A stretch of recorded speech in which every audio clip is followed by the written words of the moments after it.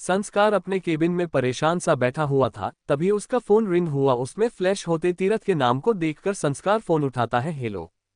दूसरी तरफ से तीरथ ने कहा, सब ठीक है ना वहां? संस्कार ने कहा, हम सब ठीक है। तुम बताओ, तुम ठीक हो ना वहां? काम तो सही से चल रहा है ना? दूसरी तरफ से तीरथ ने जवाब दिया, हाँ सब सही चल रहा है, पर आप ठीक हो ना? संस्कार गहरी सांस लेकर बोला, तुम यहां नहीं रहोगे तो मैं कैसे ठीक रह सकता हूं? क्या हुआ है? तीरथ ने पूछा। संस्कार गहरी सांस लेकर बोला, मुझे लगता है इस बार मिहिर फिर से कुछ सोच रहा है। मैं तो इस लड़के से परेशान हो गया हूं, हमारी बात सुनता ही नहीं है। उसे लगता है कि हम हाथ पर हाथ धरे बैठे हैं। तीरथ गहरी सांस लेकर बोला, वो सिर्फ 16 साल का था, उसने अपने आंखों के सामने अपनों की मौत देखी है। ज्यादा बड़ा नहीं था वो, बचपना था उसमें जो उस दिन खत्म हो गया। दर्द हमारे दिल में भी है, पर उससे ज्यादा उसके दिलो दिमाग पर घर कर गया है। वो अपने हाथों से उन लोगों को मिटाना चाहता है। इसमें प्रॉब्लम ही क्या है? संस्कार ने कहा, प्रॉब्लम है तीरथ, उसे लग रहा है वो ये सब खुद से कर रहा है, पर असल बात तो ये कि तुम उसे बिना सपोर्ट कर रहे हो। वो ये बात नहीं जानता है। उसे लगता है हम 5 सालों से सिर्फ तमाशा देख रहे हैं। तीरथ, मुझसे नहीं सुनी जाती उसकी ये सारी कड़वी बातें। तीरथ ने उसे समझाते हुए कहा, आप तो जानते हो ना वो किसी को भी कुछ भी कहता है, सब तो इग्नोर करते हैं। आप भी वही करो, इतनी सी बात को दिल पर मत लिया करो। जवान खून है, वक्त के साथ चीजें समझने लगेगा। संस्कार ने कहा, उम्मीद करता हूं ऐसा ही हो।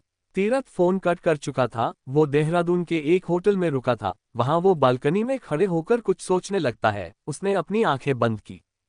कुछ साल पहले एकम दौड़ता हुआ तीरथ के केबिन में आकर हौंफते हुए बोला, भाई, मिहिर ने मिस्टर दुगल पर गोली चला दी, वो इस वक्त पुलिस स्टेशन में है। तीरथ एकम के साथ अपने लॉयर को लेकर वहां से चला जाता है। जब वो पुलिस स्टेशन पहुंचता है, मिहिर को सलाखों के पीछे देखकर वो गुस्से से भर जाता है। वो इंस्पेक्टर की डेस्क पर हाथ मारकर बोला, वो अभी 18 साल का भी नहीं है और आप उसे इस तरह से अंदर कैसे रख सकते हैं? इंस्पेक्टर अकड़कर बोला, वो बदतमीजी कर रहा था और उससे भी बड़ी बात खुनी है, वो उसने एक जाने माने बिजनेसमैन का मर्डर किया है। Inspektara ko isa kesiki lai kai paise malva, para use tertha ki pahunkakar bilkalabi and arja nahim ta, tertha gus bola, Nicolo mir by ko bahara. Inspector भी इस बार गुस्से से बोला, ज्यादा रौब मत झाड़ मुझ पर, वरना तेरा भाई के साथ तुझे भी अंदर कर देंगे। तीरथ का गुस्सा आपे से बाहर हो गया था। उसने पास में रखी लकड़ी की कुर्सी उसके ऊपर दे मारी। फिर उसने एकम की ओर देखकर कहा, इसका क्या करना है वो तुम देख लेना। Ji by, akama ni kaha, tertha mahira copulizes dasana she lakara apane farmahausa pahunkakukata, tertha ki saman isa vacta mahira apane skula uniforma memta, jisa parakuna ki chintha. Mahira sof parabatha tavo bilkala santata, vahi tertha usake saman hatha bandhe karata, usan santa bava she kaha, skula jame kar bolakara tumayi saba karan nikolva. Mihir Tirath की आंखों में दिदेख कर बोला, भाई मैं जिसे मारा वो तो हमारा बिजनेस राइवल था ना, उसका जो भी लेना देना था वो बिजनेस से था। हमने उससे दुश्मनी नहीं रखी थी। वो हमारी कामयाबी से जलता था तो अपने बिजनेस पर ध्यान देता और आगे बढ़ता। बेवजह हमसे दुश्मनी क्यों रखी? उसमें माँ और बड़ी माँ की क्या गलती थी? उनका तो इन सब से कोई लेना देना नहीं था, तो क्यों मेरी आंखों के सामने उनको मार दिया गया? क्यों भाई? तीरथ आगे बढ़ाकर उसे सीने से लगा लेता है। मिहिर उसके गले से लगकर बिलखकर रोने लगता है। तीरथ अपनी आंखें खुलता है। वह अपना अतीत से बाहर आता है। वह जब जब आंखें बंद करता, उसे उसका बिता हुआ कल याद आता, जो उसे चैन से सोने नहीं देता था। वो मुश्किल से 3 से 4 घंटे ही सो पाता था। जब जब आंखें बंद करता, उसे उसका अतीत याद आता। उसने खुद से कहा, मिहिर, तेरे मुस्कुराते हुए चेहरे से जो हंसी गायब करके आंसुओं में बदला गया है, उनको तो मैं कभी छोड़ूंगा नहीं। हमारी एक एक तड़प का बदला पूरी तरीके से लूंगा। दूसरी तरफ एकम अपनी कार से घर की ओर जा रहा था। रेड लाइट होने की वजह से वह अपना कार वहीं पर रोक देता है। एकम सिग्नल छोड़ने का इंतजार कर रहा था, तभी उसकी नज़र सड़क किनारे एक रेस्टोरेंट पर जाती है। कांच की दीवार होने की वजह से अंदर का सब कुछ देखा जा रहा था। तभी उसकी नज़र वहां पर खाना सर्व कर रही एक वेट्रेस पर गया। अचानक ही उसके मुंह से निकला, नविका। एकम उस ओर ही देख रहा था। तभी उसके पीछे खड़े गाड़ी वाले ने हॉर्न बजाकर कहा, ओ भाई, गाड़ी आगे बढ़ाओ ना। ग्रीन सिग्नल हो चुका था, इस वजह से एकम अपनी कार आगे बढ़ा देता है। उसके दिमाग में इस वक्त बहुत से ख्याल थे। उन ख्यालों को झटककर वो ड्राइविंग पर फोकस करने लगता है।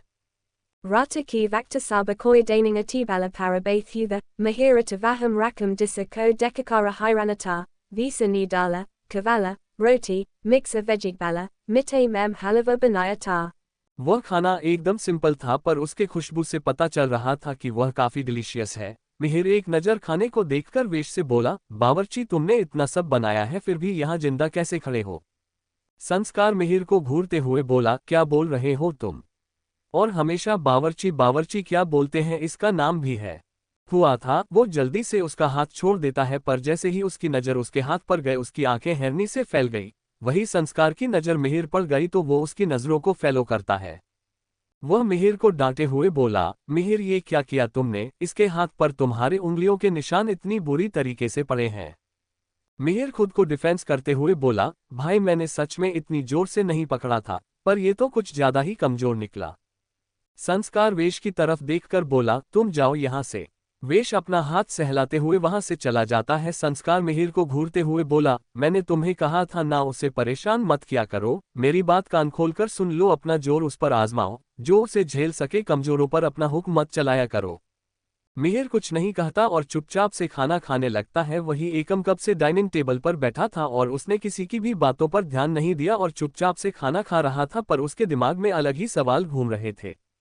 सबका खाना हो जाने के बाद सब अपने अपने कमरे में चले जाते हैं। एकम बेड पर लेटकर अपने मन में बोला, नविका स्कूल में डांस टीचर की जॉब कर रही थी, तो फिर रेस्टोरेंट काम कैसे करने लगी? क्या उसने स्कूल वाली जॉब छोड़ दी? एकम नविका के बारे में सोच रहा था, तभी उसके जहन में एक बिता हुआ लम्हा याद आ गया।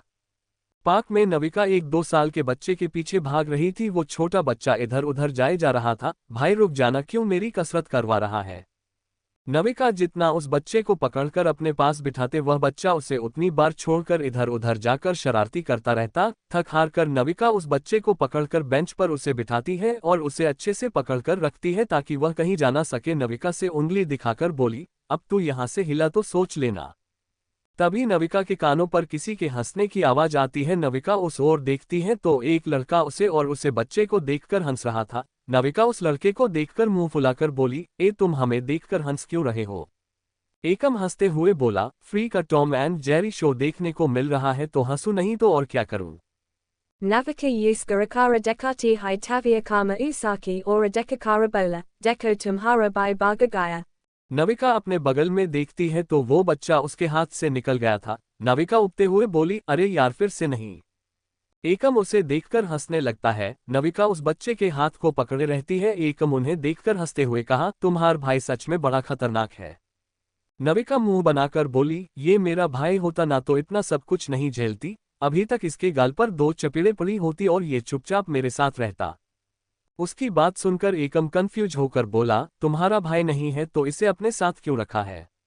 नविका ने कहा, क्योंकि मैं इसकी बेबी सिटर हूं। ये सुनकर एकम हैरानी से बोली, क्या? पर तुम खुद तो बच्ची हो और इस बच्चे को संभाल रही हो। नविका उसे ऊपर से लेकर नीचे तक देखकर बोली, इतने बड़े हो गए हो फिर भी अकल नहीं है तुम्हारे अंदर। मैं कहां से तुम्हें बच्ची दिखती हूं?